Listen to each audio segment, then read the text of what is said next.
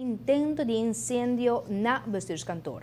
Personal de seguridad na guarda a mira um pick-up blanco com um caballeiro donando indicação de intenção sério. O membro de seguridad a comentar que ela decidiu de back na sítio e agarra e mesmo caballeiro baixando gasolina e acende 3 arcos na candela. Mesa hora agarra a persona aqui e em 3 minutos patrulha a chega para tomar over. Ora é para minha patrulha a chega a resultar com a liberdade ou a tacina. Dus na haya eminer kinang na unda ku ela sende el lugar na candela dus bota wakita ting gasolina e a intenção ela voltou tudo feita nan que ela aceita a intenção de queimar el lugar.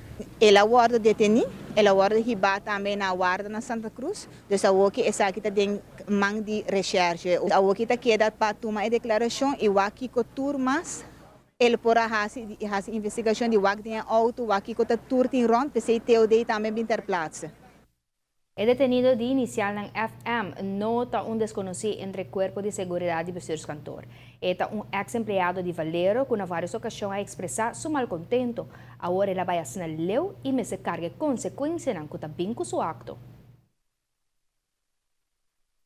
Algo mais erg e ainda não mais hope desde lo que ela intenção que ela por baixar que na e lo que ela hace não tem intenção lo que ela hace que não tá hope grave que men por conta cuya é tam parte do bestuurskantoor dus é algo hope sério e que tá não tá wega algo sério por ela sendo el lugar na candela sua intenção to ate ela começar nesse dor de sendo ergo na candela.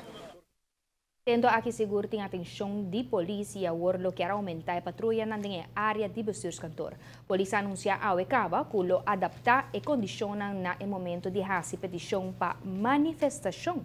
Essa aqui tendo conta com o nível de agressividade durante as últimas 2 manifestações, tanto é um dilante da oficina de governador como é um dilante de bestuurskantoor.